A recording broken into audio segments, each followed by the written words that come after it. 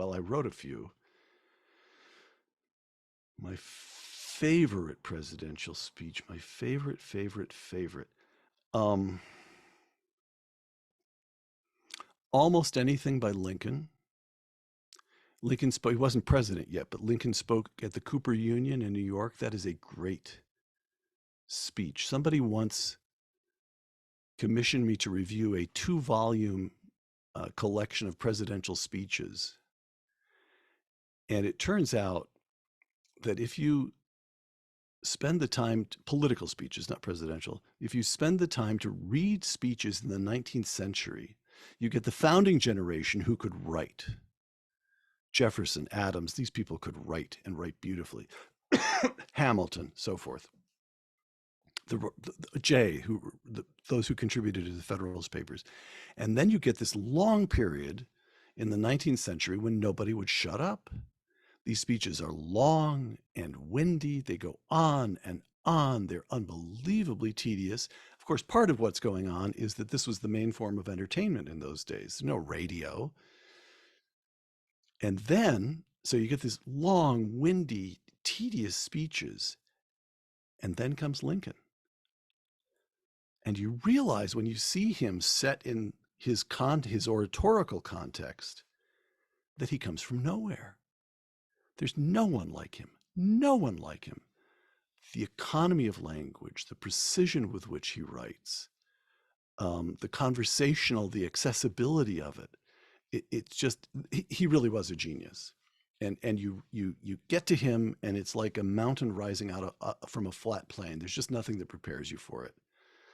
So there's almost anything by Lincoln. I also, his politics are tricky for me, and his domestic politics are mostly to be frowned upon. But FDR had a way of conveying a sense that he was enjoying himself. And if the president was enjoying himself at a difficult time, if the president was enjoying himself during the Depression or even during the Second World War, then maybe things weren't that bad. Maybe somehow or other we'd get back to normal. And I just there was a speech that, couple of speeches, one speech that FDR gave, Republicans had somehow, he seems to have sent a ship, a naval vessel, someplace to pick up his dog. He had a Scottish, and Republicans denounced this as a misuse of government money. And FDR had this speech, I can't quote it exactly, but it was something like, "They have denounced me, and I have learned to live with it. They have denounced my family, and I have learned to live with that too. But now they have gone too far. They have attacked my little dog, Fala." The Fala speech. It's just brilliant. There was another one, Madison Square Garden. He gave his speech. I talked in later years to somebody who was there and heard it. There were 3 famous Republicans. Martin, a man called Joseph Martin, was Speaker of the House for a time, as I recall. Hamilton Fish, and somebody called Barton. And Roosevelt turned this into a kind of chorus. If you may ask anyone why our policies are succeeding, but don't ask Martin, Barton, or Fish. And by the second time he used this chorus, he had the whole audience chanting with him, Martin, Barton, and Fish.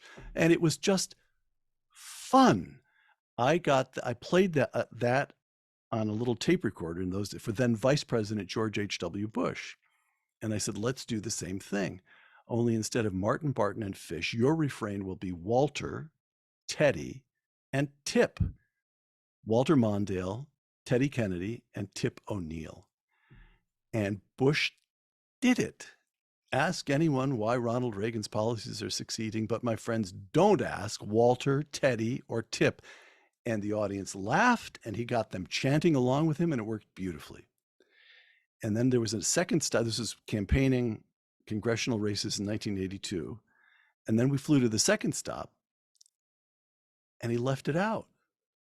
We get back onto Air Force Two, and I went forward and said, "Mr. Vice President, why did you leave that out?" And he saw me coming, and he looked guilty. as though he knew that I was I was going to raise. So Mr. Vice President, it worked so well. Why did you leave it out? And he said, oh, Barr thought it was undignified. Barr meaning Barbara, his wife.